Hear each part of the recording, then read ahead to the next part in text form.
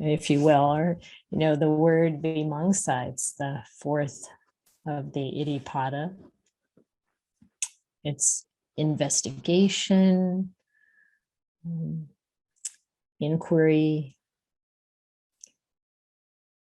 examination, and kind of testing things out. So as we settle down to meditate, this kind of investigation can be and is described as one of the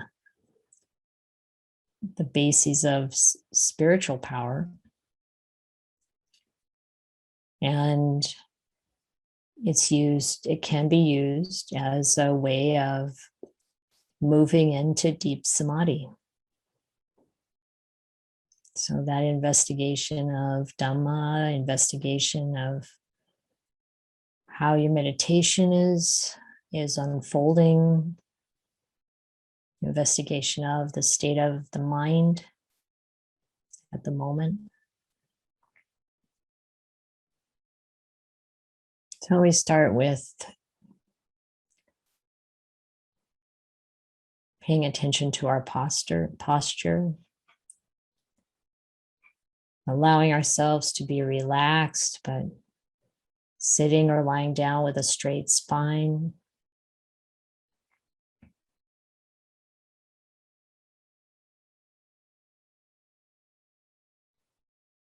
There's always this interplay between being bright and alert and also relaxed. Even in our posture, having our spine straight, but our body relaxed.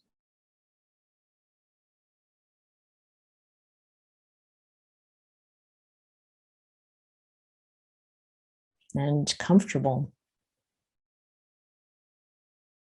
Not comfortable to the point of wanting to fall asleep, but comfortable in that there's as little pain, as little distraction as possible.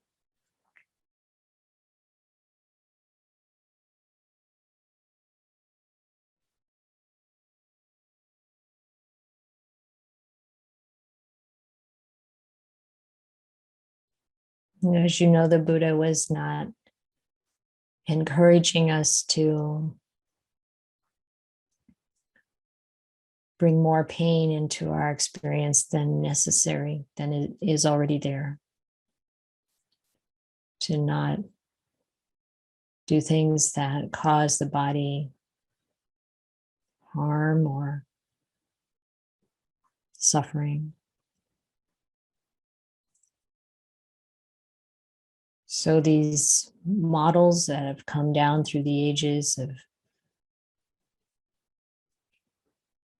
sitting for extremely long periods and doing other things that bring pain to the body, those things are not found in the suttas.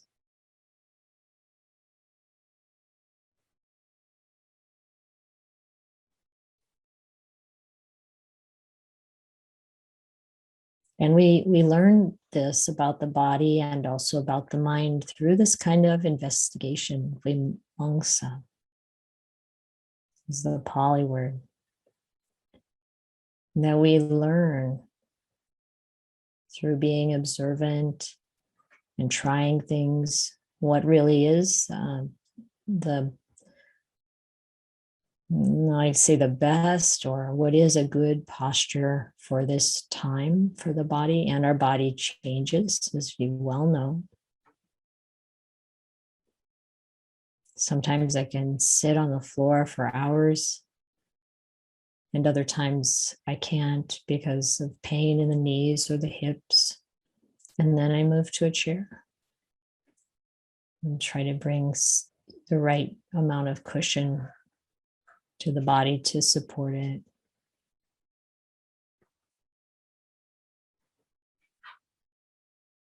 So as we meditate, we can bring our attention to our meditation object, our breath, perhaps, and allow the meditation object to help us settle.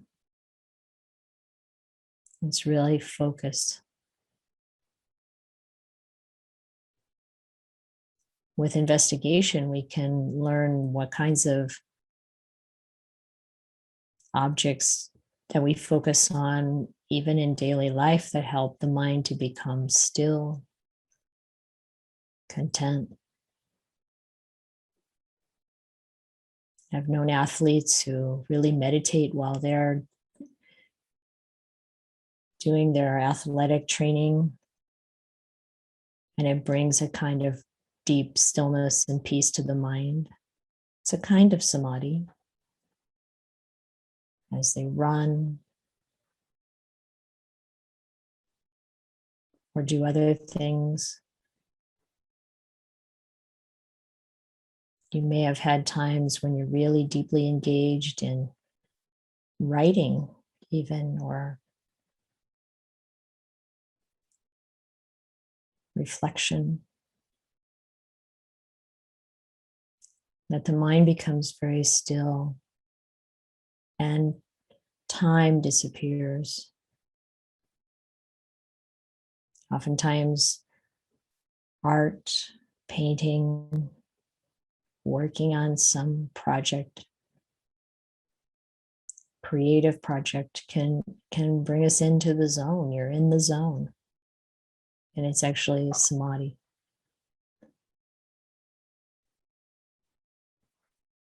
And we learn about these things through reflection, through investigation. So here we are, safe,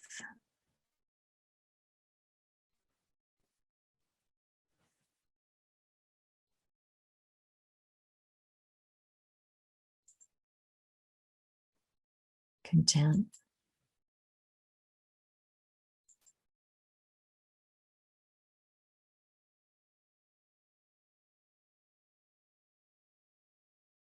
Breathing in, breathing out.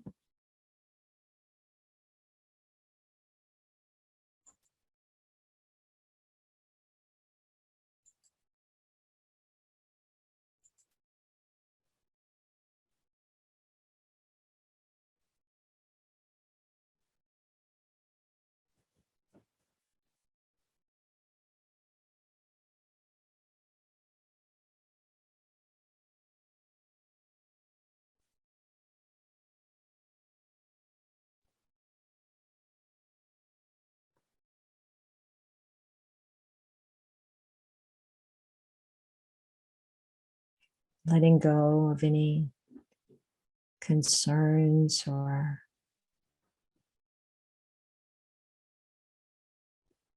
worries. Setting aside whatever's happened in the past. Any thoughts of the future. It's really coming to this present moment and investigating the mind. What is the state of the mind at this moment?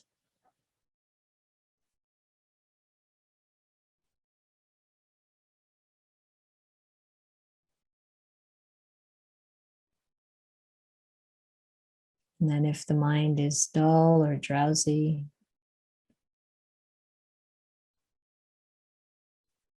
what can we do to bring in some fresh energy,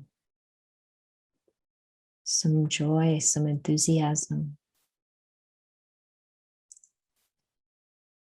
Maybe it's that reflection on the good things that we have in our life. Maybe it's a reflection on the good things you've done in your life.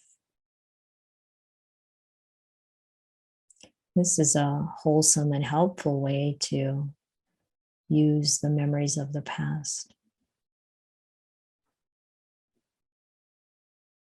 for this purpose of lifting up the heart.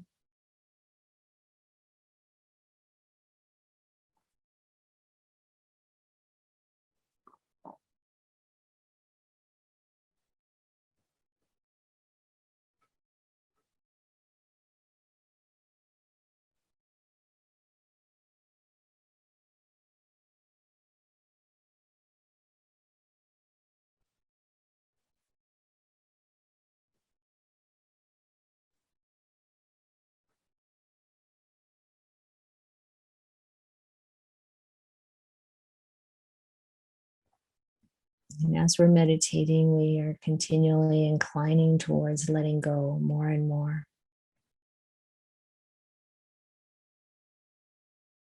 Letting go of expectations, letting go of focus on the body.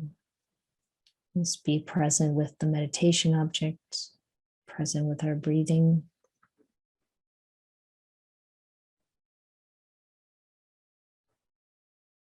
And interested, curious about what will arise in the mind.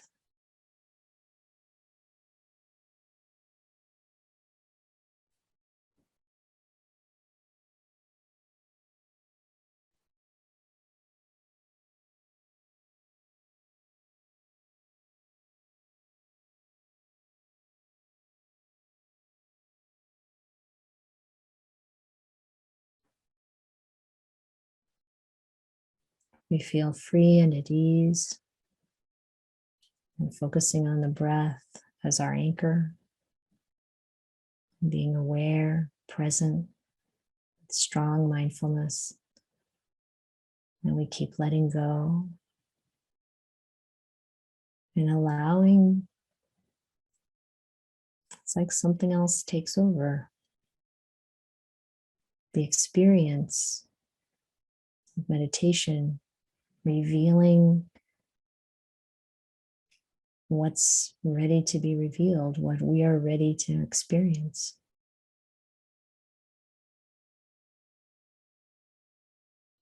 Wisdom coming up from the silence of the mind.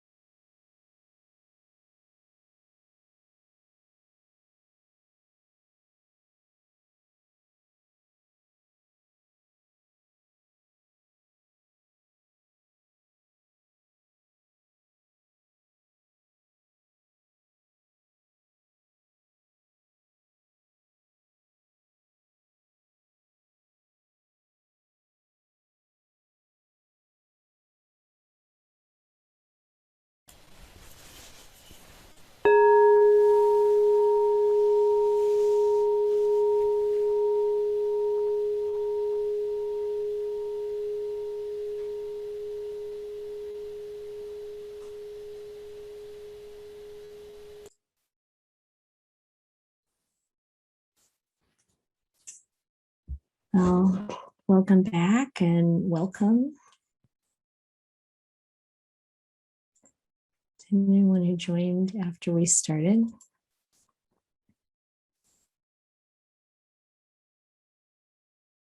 So today we're going to talk about vimamsa. And we'll look at a couple of suttas.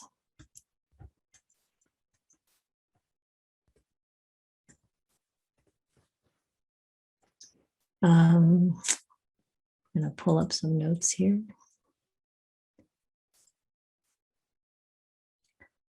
So vimamsa is the fourth in the list of bases of psychic potency or spiritual power. And as I said, it's vimamsa, V long I, M A, M with a dot over it, SA. So that N with M with a dot, either above or below it, is kind of an ing sound, like sing.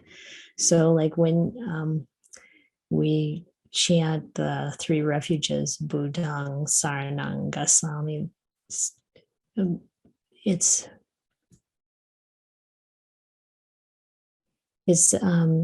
at the end of each word, it's that ng sound instead of M.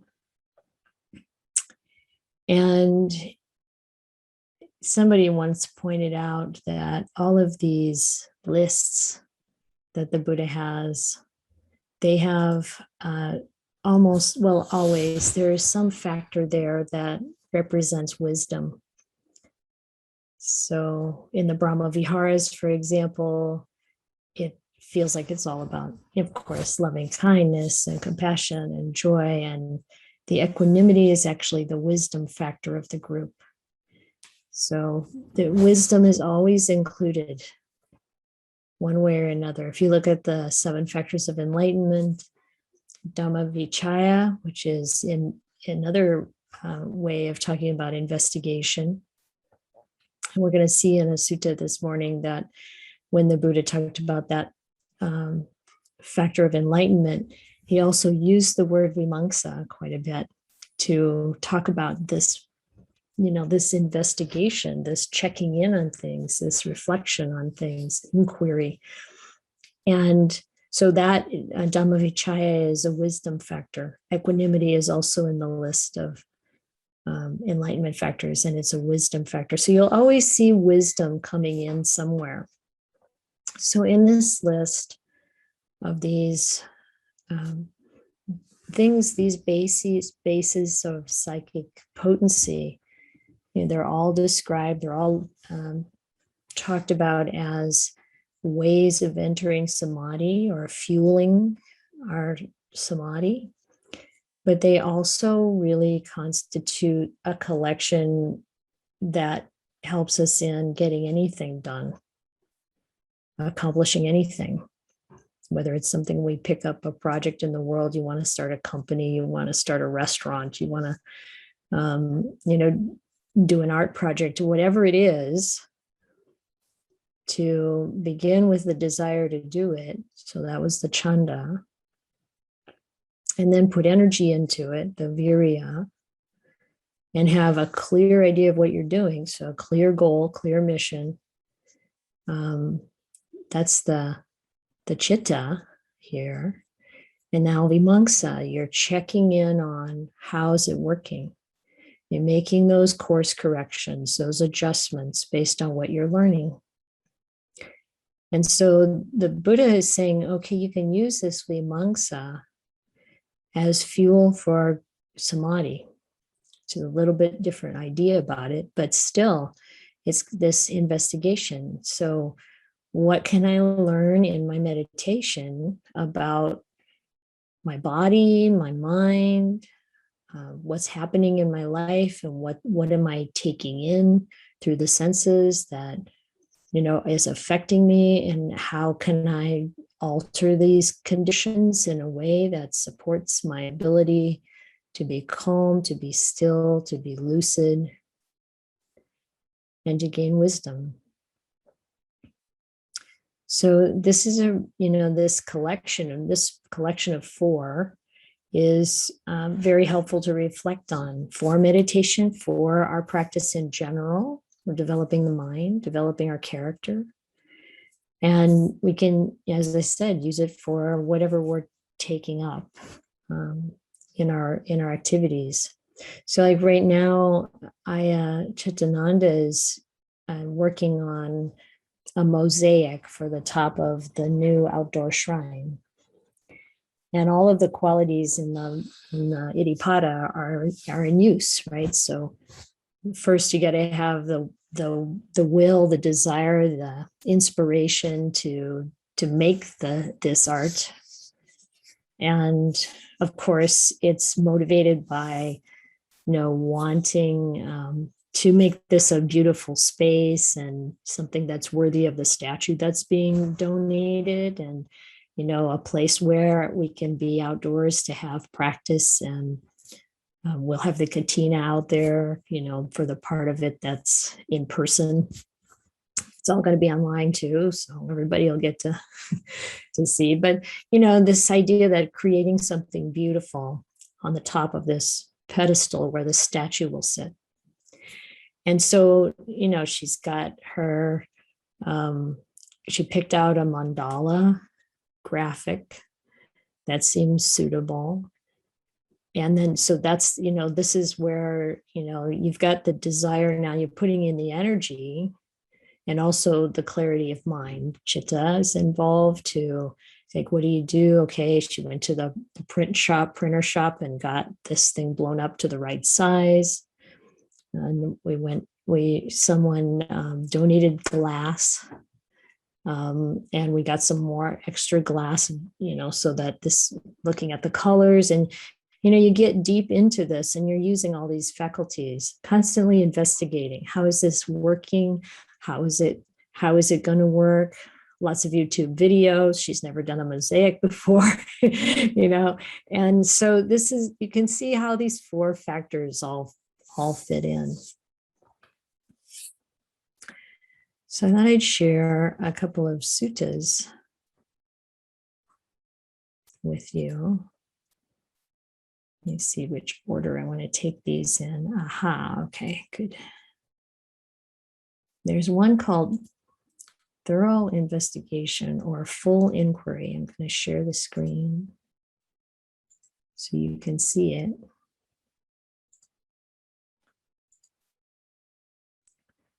This full inquiry, the word here is parivimamsa. Pari means, the prefix means like completely, all around, from every angle. This is the complete investigation. And then what the Buddha talks about here is the full inquiry for the complete ending of suffering. And the mendicants want the Buddha to explain this. And he says, okay, pay attention, and I will. And so he said, take a mendicant who makes a full inquiry. The suffering that arises in the world, starting with old age and death, takes many and diverse forms. What is the source, origin, birthplace, and inception of this suffering? So this is the first question of investigation. When what exists, do old age and death come to be? When what does not exist, do old age and death not come to be? While making a full inquiry, they understand the suffering that arises in the world, starting with old age and death, takes many and diverse forms. The source of this suffering is rebirth. When rebirth exists, old age and death come to be. And when rebirth doesn't exist, old age and death don't come to be. They understand old age and death, their origin, their cessation, and the fitting practice for their cessation. And they practice in line with that path. This is called a mendicant who is practicing for the complete ending of suffering, for the cessation of old age and death. So this passage might be familiar to you, or this way of talking about reality.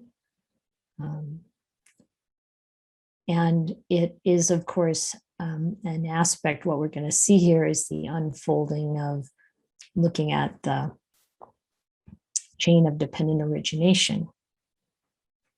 So then we investigate further. But this is all vimamsa. This is all this kind of this way of looking deeply into things so that we can really realize the Dhamma, realize the truth. And then practice accordingly. And then even as we're practicing, in line with that path, and we keep checking in on it. It's like making course corrections. It's like if you're going to sail across San Francisco Bay and you're out there, I've done this a lot of times actually in the past before I was a nun.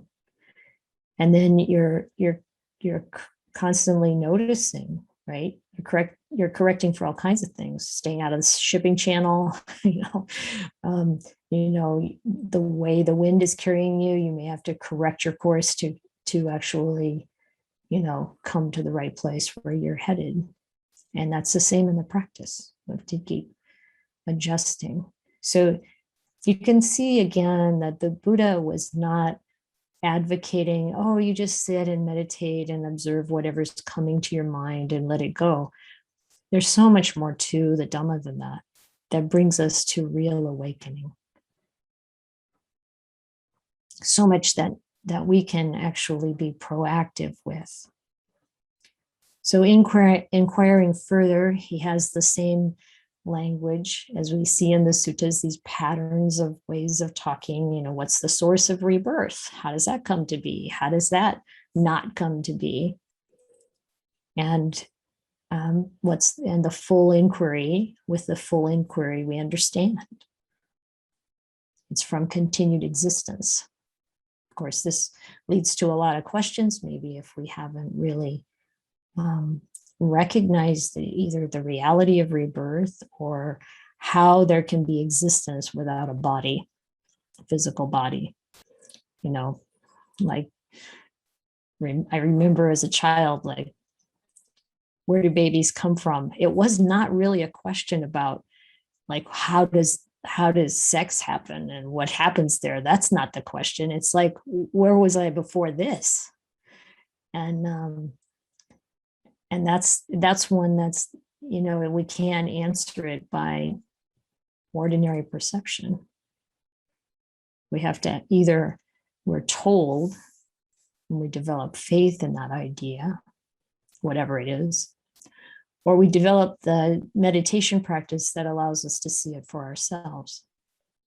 And that's what the Buddha was encouraging. Practice deeply. You do this kind of, desire, energy, clarity of mind, knowing where you're going, and then the checking in and the investigation. And what you wind up with is the understanding of all reality. And that's why these are the bases of psychic power. It goes beyond reasoning or, like kind of working out a pattern. Like the Buddha didn't create a philosophy. He didn't dream something up to try to explain either human behavior or the way the world works. He saw it directly. This is something that we have to experiment with and learn about ourselves. What can we see directly? What do we know for sure through our own experimentation and our own investigation? So in this sutta, it just starts to go through walking backwards through the chain of dependent origination. How do things happen? They're dependent upon other conditions. Our body lasts as long as it has the conditions for lasting, and then it stops. And the same with, like coming into being and how this whole thing works with clinging and, contact and feeling and clinging and craving and, craving and clinging, rather, get that in the right order, etc. So unfolding, we're not going to do an investigation here of the full chain of dependent origination, but the Buddha walks us backwards through it here. And then coming to understanding choices, understanding sankhara. He says, after he goes through, when ignorance does not exist and choices don't come to be, it's the last part. And they understand choices, they understand sankhara, their origin, their cessation, and the fitting practice for their cessation. And they practice in line with that path. This is called a mendicant who's practicing for the complete ending of suffering, for the cessation of choices. It's really interesting to think of this as choices. I mean, in previous translations, it's been called mental formations or fabrications. There are other words that people have used in translation. And thinking about it as choices, sometimes the more choices we have, the more suffering we have, especially when the choices are pretty much this, have about the same quality. That can really cause us some consternation. And we can always wonder, did I make the right choice? It might have been different. You never know because you didn't take that path. Can really, but here it's like the nibbana is the stilling of all formations, the stilling of all sankhara, all formations, all choices. Peace, complete peace. There's a whole thing in here about the imperturbable.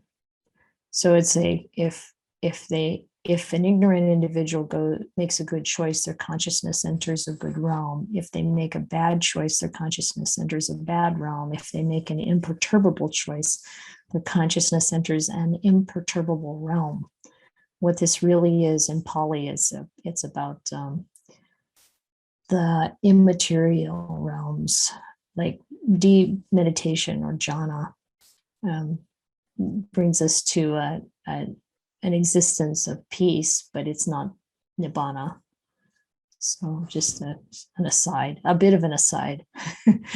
And when we've given up ignorance and given rise to knowledge, they don't make a good choice, a bad choice, or an imperturbable choice. There's no choice. Not choosing or intending, they don't grasp at anything in the world. Not grasping, they're not anxious. Not being anxious, they personally become enlightened. I like enlightened or realize nibbana better than extinguished. But it's the idea that everything goes silent, goes still, complete peace, rebirth is ended, the spiritual journey has been completed.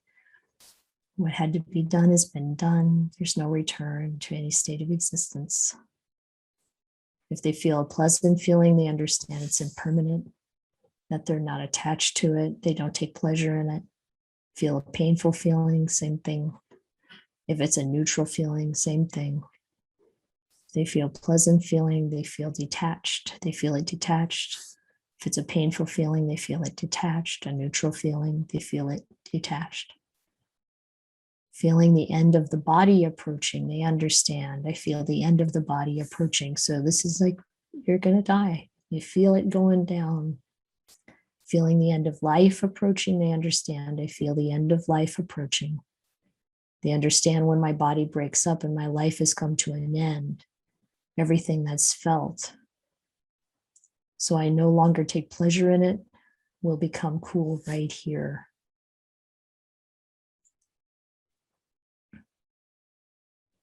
Only the body remains. The bodily remains are what's left. Suppose a person were to remove a hot clay pot from a potter's kiln and place it on level ground. Its heat would dissipate right there and the shards would be left behind. That's what happens to us too. In the same way, feeling the end of the body approaching, they understand. That's what they're feeling. The end of life. Yep, the end of life is approaching.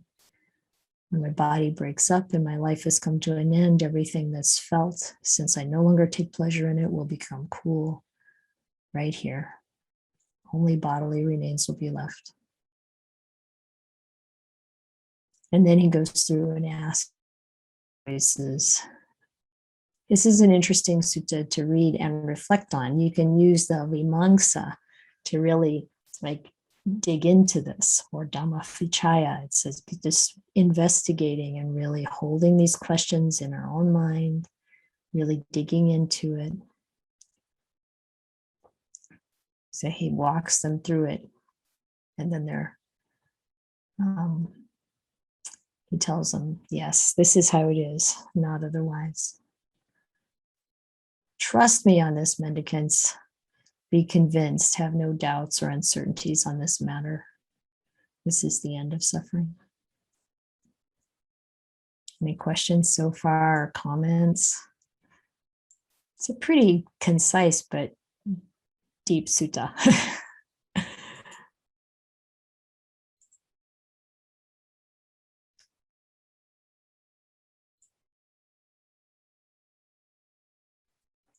Yes, Cynthia. So how does this, where is the balance between, like if you're doing basic meditation and focusing on your meditation object, the breath or whatever, then it seems like you're trying to maintain that focus to gain some stability and not, your mind's not kind of wandering off. But then how does that factor in with this investigation quality? I mean, how do you do this investigation without just like wandering off into some black hole of thought papancha? Yes. This is a very good question. So this is why it's important to understand our own mind. And so let's take the ideal or one scenario of meditation where we're focusing on our breath, say, and we're becoming more and more still, and thoughts are dropping away, and the hindrances are gone. The 5 hindrances are gone. You're feeling a lot of piti and sukha, and you incline the mind to go deep into that experience in the body. Feels like at that point the body is feeling very diffuse. Maybe body parts are kind of disappearing. You can't tell which way your hands are laying in your lap. It's just like it's becoming very much a whole maybe tingly, like diffuse kind of experience, and you let the mind go deeper into that experience of the body and that feeling, deeper into that stillness, and you're just observing with very crystal clear mindfulness what's happening. That's one scenario. So the investigation comes out of that deep stillness. Well, things arise out of wisdom, may arise out of that deep stillness. And perhaps investigation into it comes later after you come back out of that deep stillness. This is one scenario. The one that you see in the suttas, and the one, like anytime someone enters jhana, you're clear, you're bright, you're present, you're aware of everything, but you're not controlling anything. You can't even make yourself move. Or it may feel like it would take a lot of effort if you wanted to try to pull yourself out of that and make yourself move. Okay, this is one scenario. And then whatever might come up in the mind, sometimes things come up in the mind, and this can happen at other times too. It doesn't even have to be in meditation. You can be doing the dishes, and something arises in the mind that is really a realization, wisdom. And then you can, another scenario is that you go into meditation, you're sitting in meditation, and you let that thing that you've seen, that now you understand, you've gotten a taste of it, or you've seen an aspect of it, and you let that be the sort of theme of the meditation. And it's not like you're investigating it so much as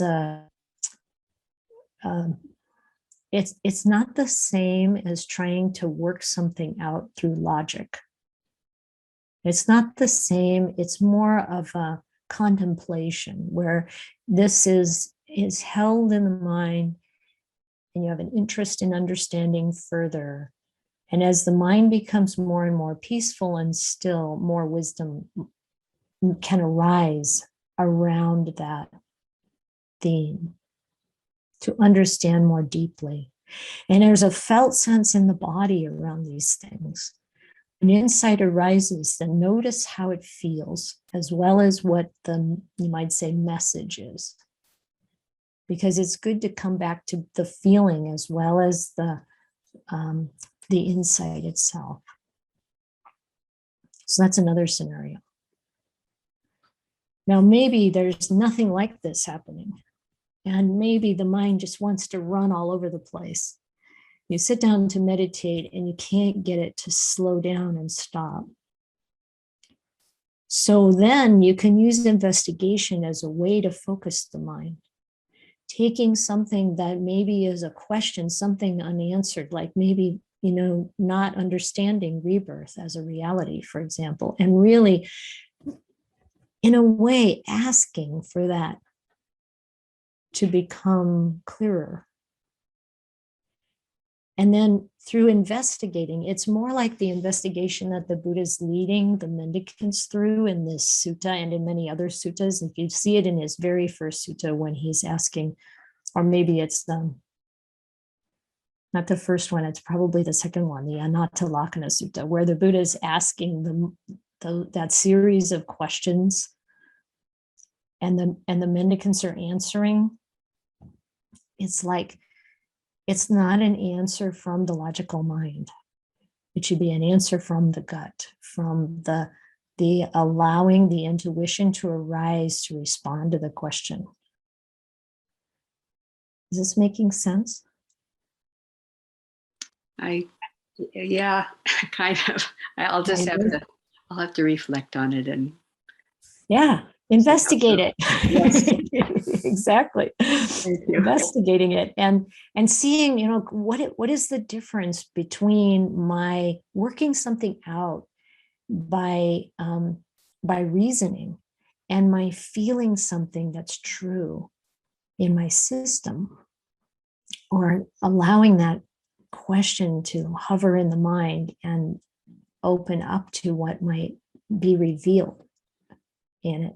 That's the direct experience is what the Buddha is encouraging us to set ourselves up to experience. And what we can do is put in the causes and conditions for that to happen, but we can't make it happen. And this whole idea of investigating, it's like, how are these causes and conditions that I'm putting in actually working? Is this really bringing me the kind of peace of mind and clarity that is helpful or not? And then there's another scenario where you get into, I guess maybe it's the same thing, maybe at a different point in the meditation, where you might bring in investigation to go deeper into your meditation. Josh?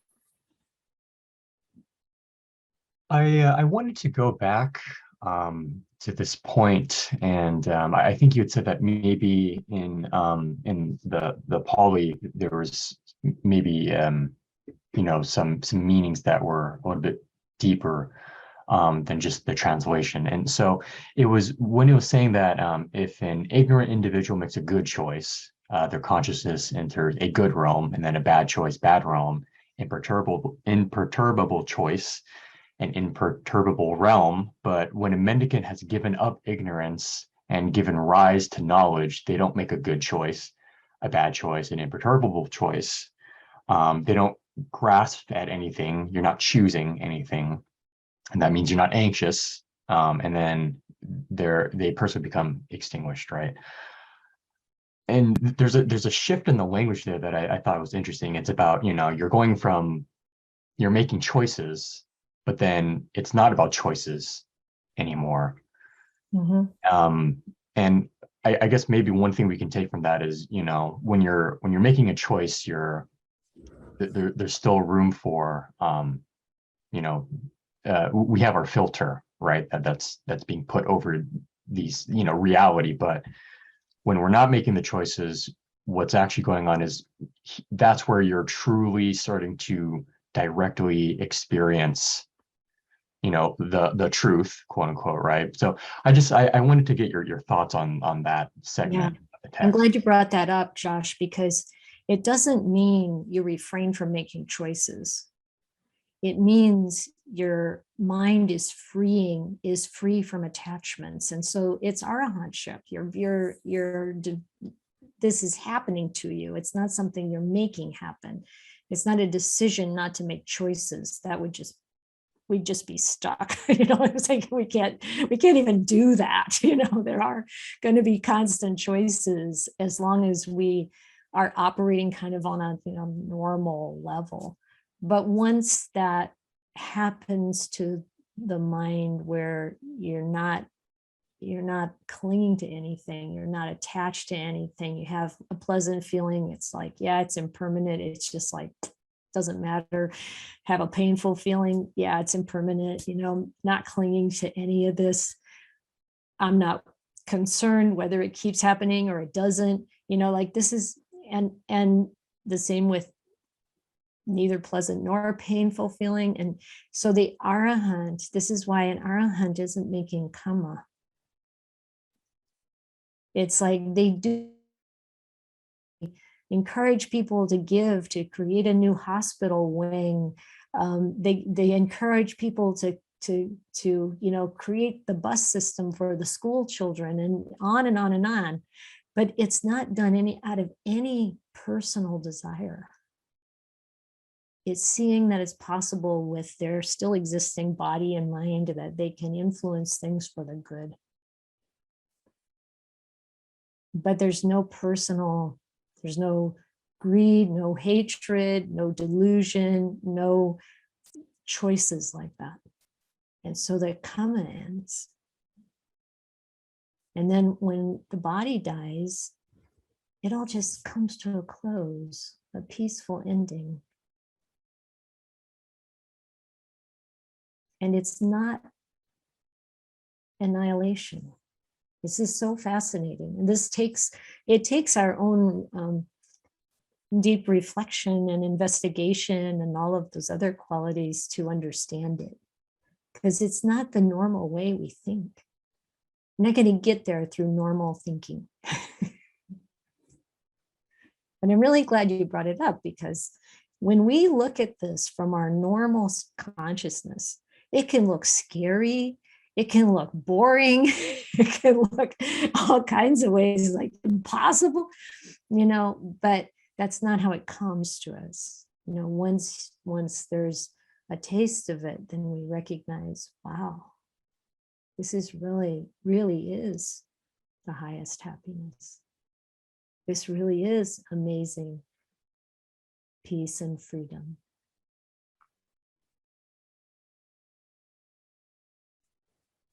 Yeah, Thank you.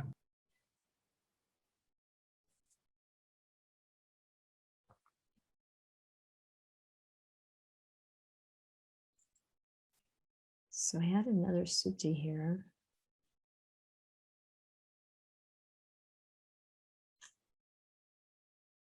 Yeah, ethics.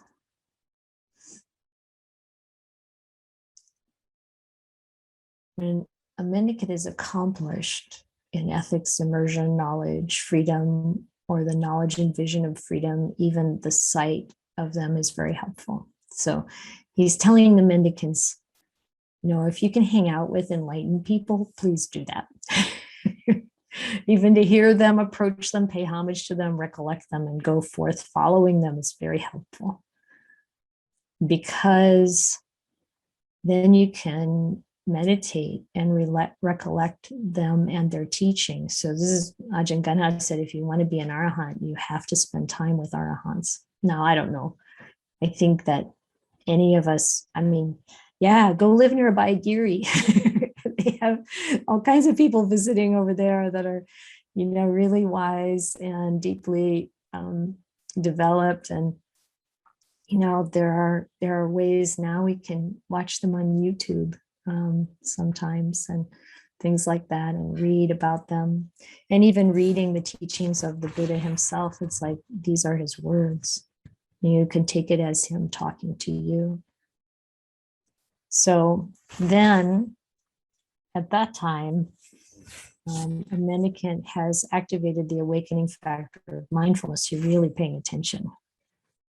And you investigate, explore, and inquire into that teaching with wisdom. And when he talks here, he's going through the factors of enlightenment here. So this factor of investigation of principles is the second one of the enlightenment factors. And it causes energy to rise up. And you're developing the factor of energy, etc. But in this part here where he talks about investigating, exploring, and inquiring, that's vimamsa.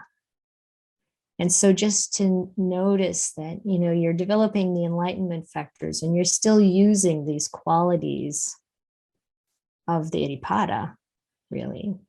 And the vimamsa is still in here. And this is how we develop the mind, develop the path.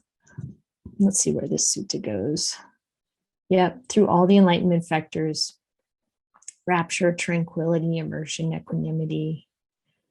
And these second factors, that's the results. You can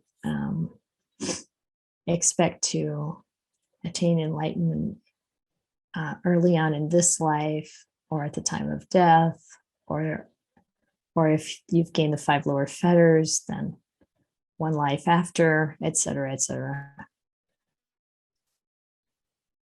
So I just thought I'd point out that this quality of vimamsa really comes in a lot of places, and it's a really valuable practice to engage in.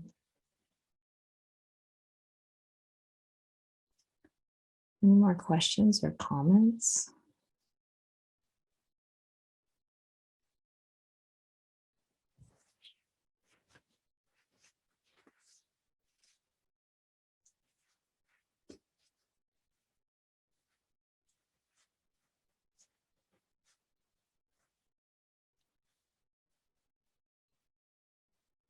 Yes, Sarah. I just wanted to say that this was really beautiful. Thank you. You're welcome. Holly? This was one of those times when it's been a nice happenstance. I've been reading through Payuto's book, and I'm wallowing my way through the long section on dependent origination in as much as I can before I get drowsy, because it's really great.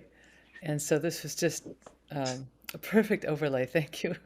That's great. Yeah, you're welcome. Ron and Serena? So I'm sitting here thinking about words for wisdom, and one comes up, Anya. Mm-hmm. Yeah. Wisdom, panya is the main way that wisdom is that is wisdom. And developing panya is, it's like when I say there's a wisdom factor, if we talk about equanimity, it doesn't mean wisdom, but it has that wisdom quality, and it has that way of helping develop panya. And discernment, another word that comes up for me. It's another important word, yes. If you'd like to say something about that. Discernment. Yeah. I mean, I like discernment because it gives you that sense of sorting out, what's ignorance and what's wisdom, what's wholesome, what's unwholesome. You have the discernment to know the difference. Thank you. Yeah, you're welcome.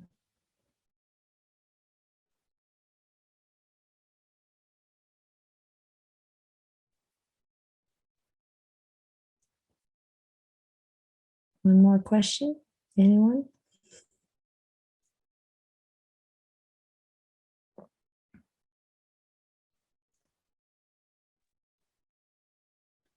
Yeah, Holly? Where is the shrine going? The new statue and the mosaic?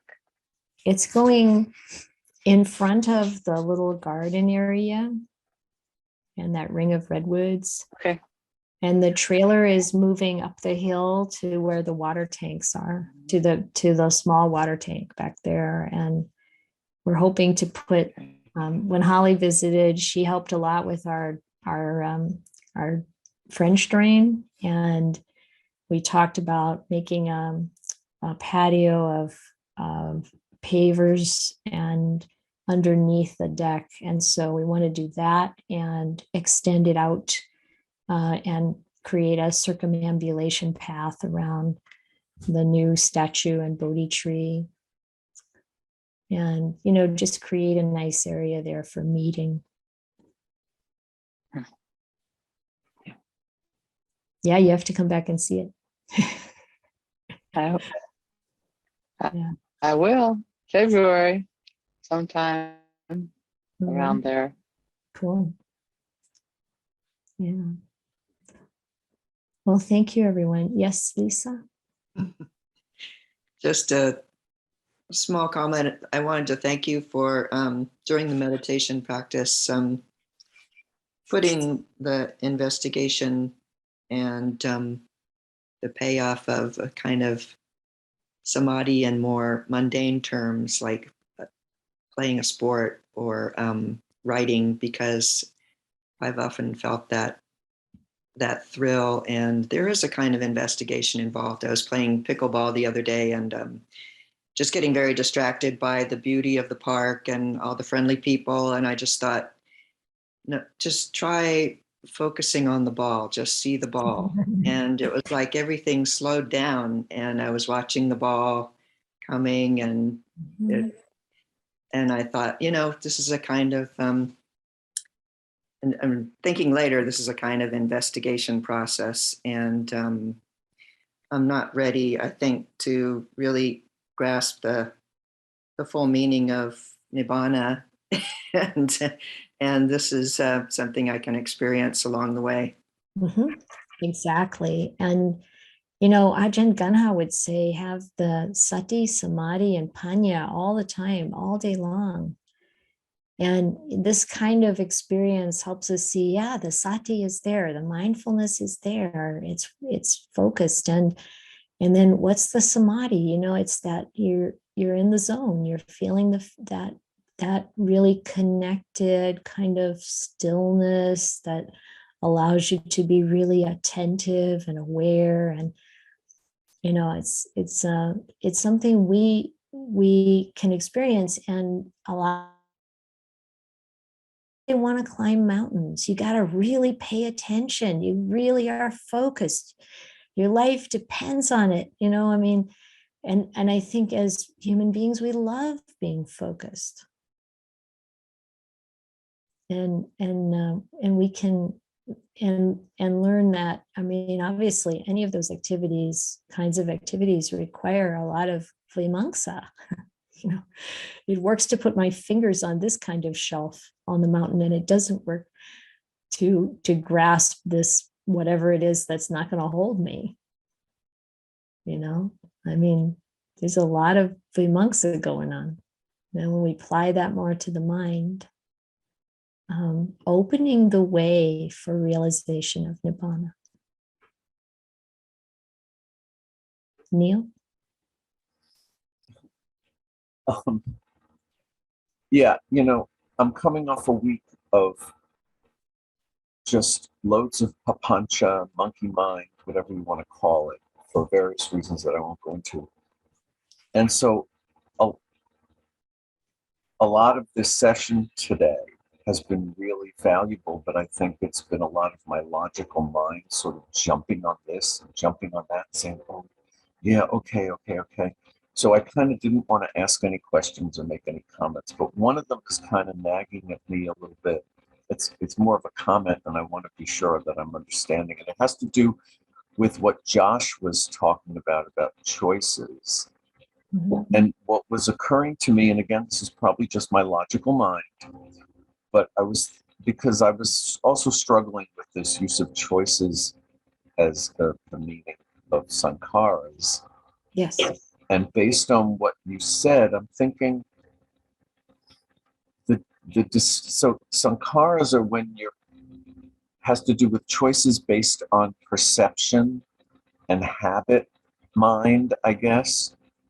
Mm-hmm. Whereas this whatever you want to call it, this choicelessness is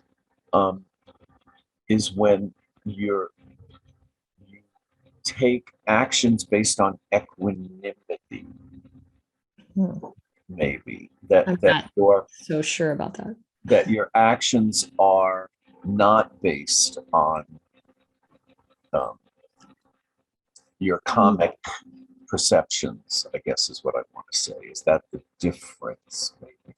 No. Okay. So the logical mind is just making things more complicated. Okay. No, I think there are some important things in what you're saying. First of all, we want to make sure we're not